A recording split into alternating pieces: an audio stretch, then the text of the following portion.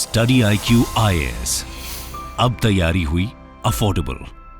Hello, Namaskar, Namaskara, Namaskaram, Namaskar. My name is Pooja Divedi. Welcome to my class, The Daily Current Affairs, where we are going to learn significant events of the past 24 hours in such a manner that you will develop knowledge-based conceptual clarity as well as the skills that are needed for UPSC preliminary examination. I request all of you to come to this class on a daily basis. Then only you will understand how you might develop skills at a later stage.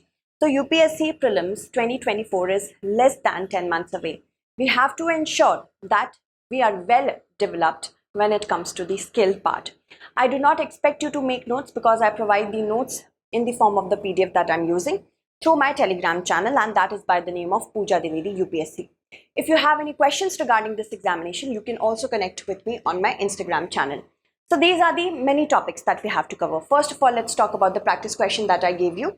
And I maintain that if it is patriotic in an Englishman to fight against the Germans if they were to occupy the territory, their territory or country, it is much more justifiable and patriotic in my case to fight against the English. So, whom we are referring to? The correct answer to this question is option B, Madan Lal Dhingra.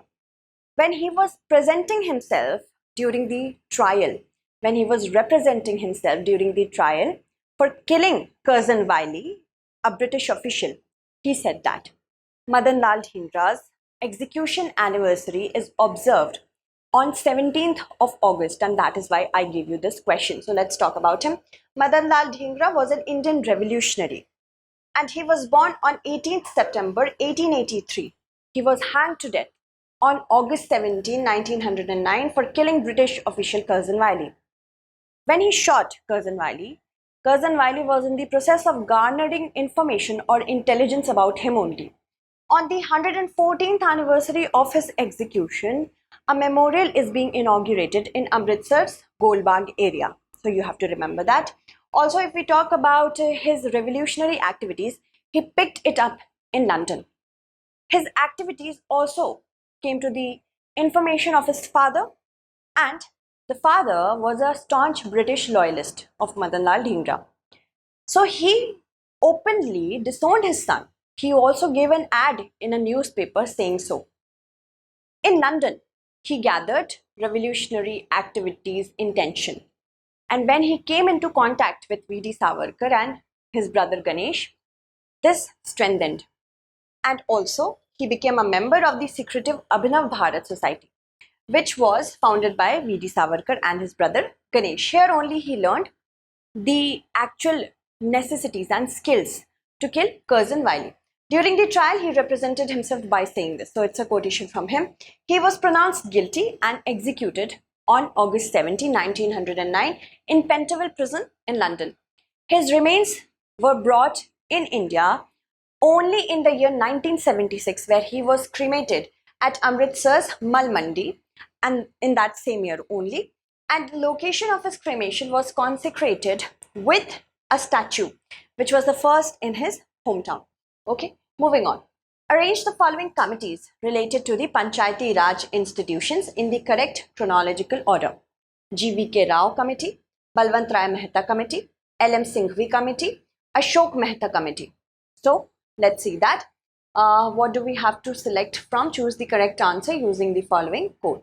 So first is, of course, the Balwant Rai Mehta Committee, which was established in order to understand in 1957 itself what is the actual problem with community development program. And Balwant Rai Mehta Committee said that lack of people's participation is the actual problem of the community development program. We need a more important structure to ensure that governance is done from the grassroots level. Then comes Ashok Mehta Committee, 1977. Finally, we have the G.V.K. Rao Committee, 1985, and then L.M. Singhvi Committee, 1986. So if we have to arrange them in a chronological order, first will be, of course, Balwant Rai Mehta Committee, then Ashok Mehta Committee, then G.V.K. Rao Committee, and L.M. Singhvi Committee. So 2413 will be the correct answer. Let's see that. 2413. Option D will be the correct answer. So Prime Minister has recently said at the Kshetriya Panchayati Raj Parishad through a virtual conference that Panchayati Raj institutions will play an important role in making India a developed country by 2047, because this is our aim, to become a developed country, of which not only economic but other social factors also play a huge role. So Panchayati Raj institutions are nothing but a system of rural local self-government, that the people will be able to govern themselves by their own elected bodies.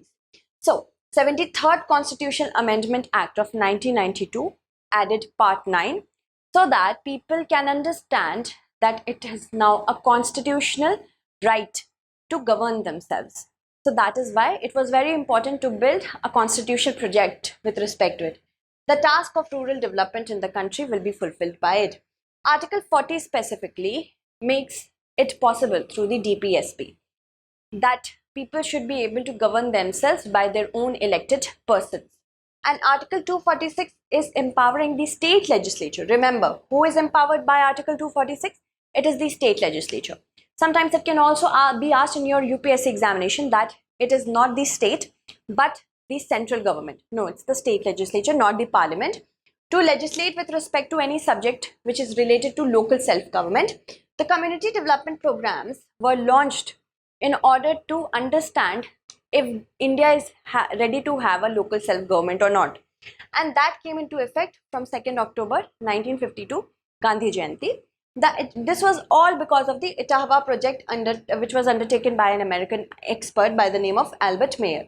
Now in 1957, the National Development Council back then said that we should have a committee. This committee was headed by Balwant Rai Mehta. Balwant Rai Mehta committee said that the CDPs are not working because people are not participating effectively. So it suggested that we should have a 3-tier PRIs, Panchayati Raj institutions. You have to keep this in mind because UPSC can ask us the recommendations of important committees as well. So keep this in mind.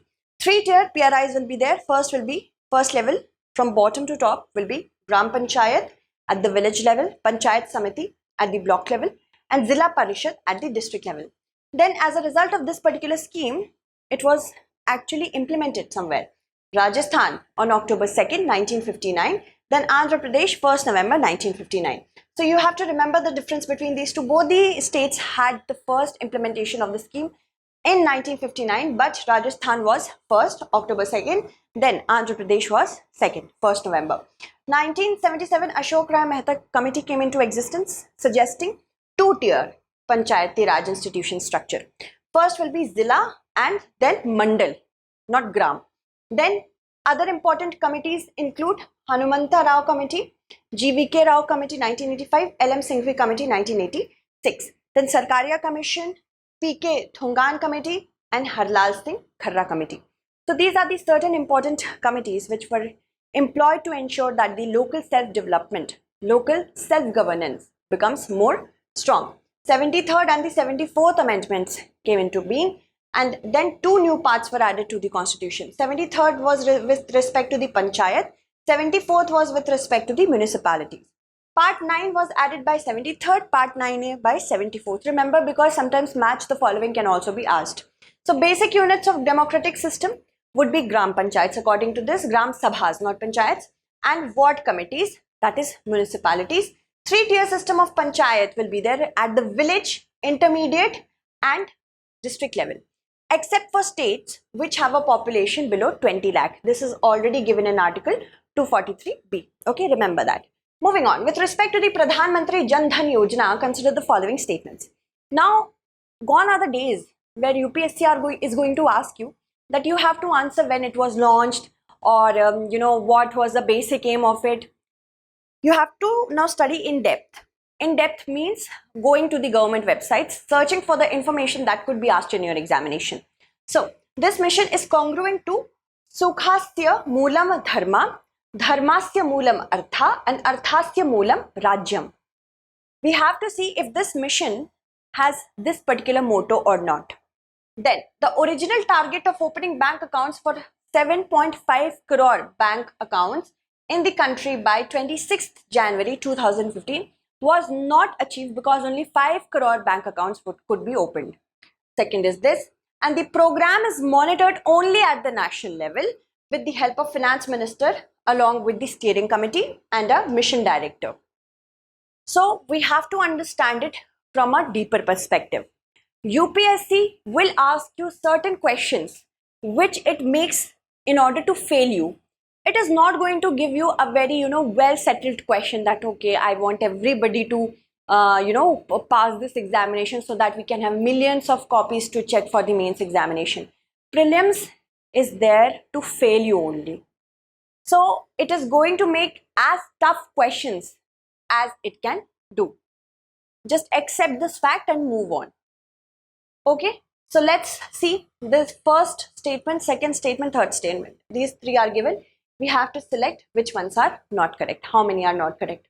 Yes, if we talk about the first statement, when this mission was launched in 2014, specifically it was declared by the Prime Minister from the ramparts of the Red Fort, and official date is 28th of August 2014 when it was launched. So while the Prime Minister was launching it, he quoted an ancient Sanskrit quote, which was Sukhasya Moolam Dharma, Dharmasya Moolam Artha, and Arthasya Moolam Rajyam. That means the economic development of the people rests with the state. And through this only, this mission came into existence. In order to ensure that people are financially included in the banking system, even if they do not have the appropriate amount of money to invest, still they can open a bank account so that they can develop saving habits. So the first statement is definitely correct. Then we have the original target. Yes, the original target was to open 7.5 crore uncovered households in the country by 26 January 2015. This is definitely correct. It would surprise you to know that more than 12 crore accounts were opened by 31st January 2015. We also hold a position in the Guinness Book of World Records for this feat. So first is correct, second is not correct. UPSC can also give you first statement, first few lines of the statement to be correct, the remaining will be incorrect, but if you do not read it mindfully, you may end up taking the wrong answer. So first correct, second is incorrect, because here it is written that we couldn't achieve this. The program is actually monitored from the central to the district level. At the center, we have the finance minister along with steering committee and mission director. Then we have the state committees and the district committees as well. That is why we are able to, get 50 crore accounts under Jan Dhan recently.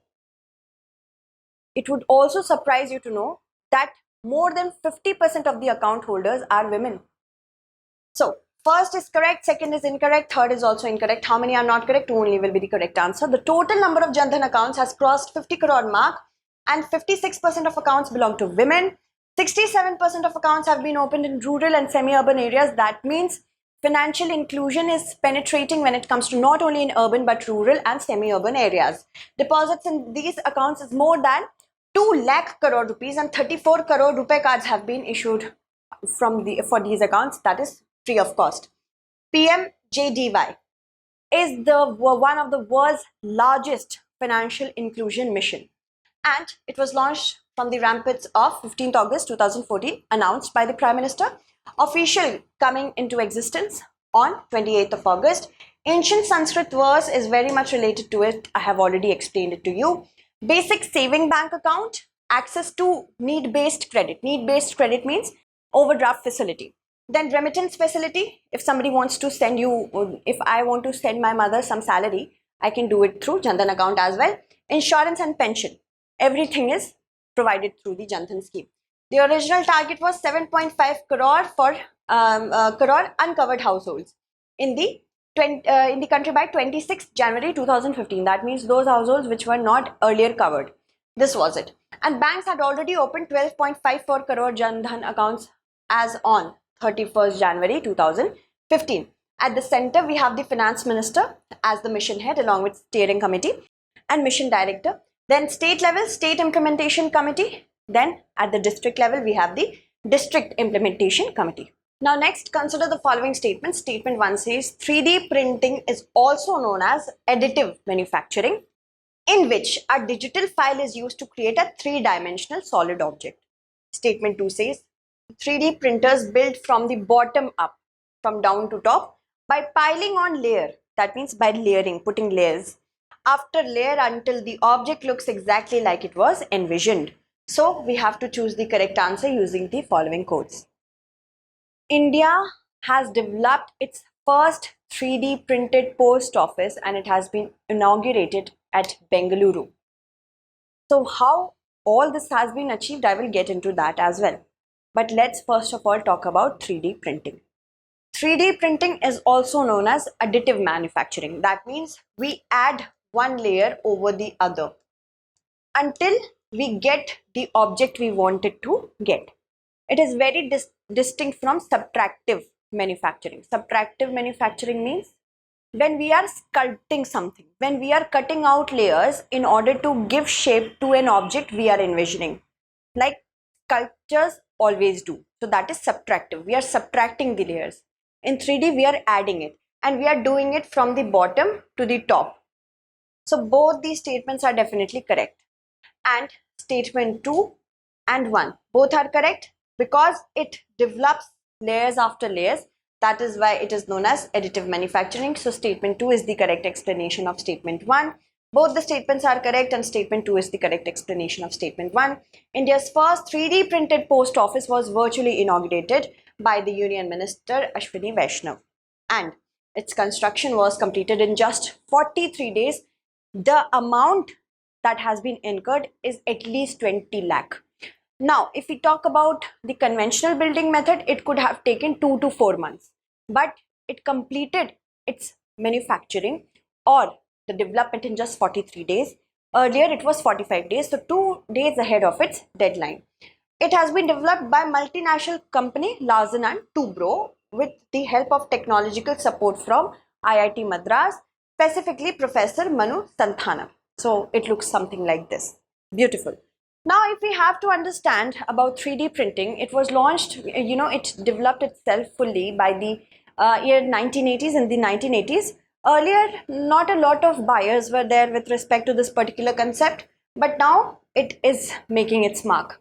It's also known as additive manufacturing. That means we are manufacturing a product by adding layers after layers. It is a process that uses computer created design. One must have a computer, personal computer. You just have to make a 3D model on it and press print. After that, the 3D printer will take care of the rest of the things. And you must be thinking that how does it understand? It understands, of course, how computers do always. It actually works like when it will put one layer, it will let it soak and dry. Then another layer will be put. Then another layer will be put. This is the work of the 3D manufacturing. Okay. A personal computer connected to a 3D printer is needed. I have already told you it. This 3D printers construct the design object by using a layering method. And it is very different from subtractive manufacturing. I have told you that as well. 3D printers built from the bottom up. In subtractive, we are going from top to bottom. As in, we will sculpt and top to bottom as in from the first layer to the last layer like this. But in 3D manufacturing, we are going from the last layer to the first layer. So this is the difference between the two. Also, it works like just traditional inkjet printers. And a nozzle moves back and forth while it is dispensing a wax or a plastic-like polymer. And this mixture is made in such a manner that the layers dry quicker. Okay. So this is 3D concrete printing. We are making concrete out of this particular 3D machine. And when it comes to concrete, a robotic arm is used and it can do so in a horizontal manner. This is the robotic arm. It can put the layers in a horizontal manner. And hence, one person is needed of that much skill that it can guide the robotic arm, that you have to do this and that. That means upskilling is also now needed. So the mixture has special adhesive for quick drying and other uses. The post office is being 3D printed by a robotic arm. One of the workers controls the speed at which the concrete mixture is funneled out. So for that, we need people.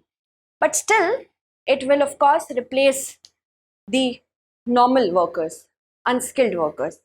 We have to ensure that India is ready for this purpose. Consider the following statements. The Lunar Reconnaissance Orbiter has been collecting data of the lunar pole since 2009. Chandrayaan-1 carried NASA's Moon Mineralogical Mapper, which was an instrument capable of distinguishing between ice, liquid water and water vapor by analyzing the way the lunar surface interacted with infrared light. So what do we have to see? Which of the statements given above is or are not correct? These kind of questions could be tougher because when we tend to read about current affairs, we just go through the superficial knowledge. We may not look at the depths. So we have to ensure that we also read in depth, because certain questions like this can stump you off. The Lunar Reconnaissance Orbiter, which is of NASA, has been collecting information about lunar pole since 2009, and Chandrayaan-1 actually said that there is water. Difference could be made because of NASA's Moon Mineralogical Mapper, which was an instrument by NASA, so that it can distinguish between if there is ice, liquid water or water vapor on the surface, and this could be achieved only when we understood that lunar surface is interacting with infrared light. So both these statements are actually true. The correct answer will be neither one nor two, because not correct we had to select. Now here UPSC can also stump you, like it could change the date, or it could put infrared light, it could use ultraviolet light instead of infrared light. So you have to ensure that the simplest details can also be distorted by UPSC, and it will eventually make you understand, make you sure that you have not revised the question properly, or you have not revised a particular current affairs properly. So make sure you first know what kind of questions are asked and then how to revise it. Now we know that Luna 25 and Chandrayaan 3 are fighting to be at the top of the countries which was the first one to land a lander on the south pole of the moon. This is going to be history. It could be either Russia or India. Now Russia has a landing period of time frame from August 21 to 23rd. In these days it could land anytime, but it's not a compelling reason because it has a mission time of 1 year. For India, the most important date is August 23, because sunlight's presence is needed. We have just 14 days. Chandrayaan 3 has 14 days, Earth days of mission life. That is why the earlier we go on the South Pole, the better it is for us. Okay, situated, the South Pole is basically, as you can see, the most of the area is covered by Aitken Basin, which is the largest impact basin on the moon. And the lunar South Pole is very important because it has large craters in which fossil deposits are untouched by light. That means it could give us answers about the origin of the universe, how old any fossil is. It can also establish the theory further that if it was ever a part of Earth or not.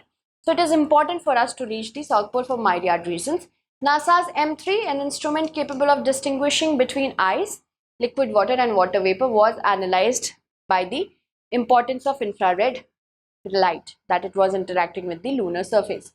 The Brix value is used to measure insulin, dissolved sugar, purity of steel, tensile strength.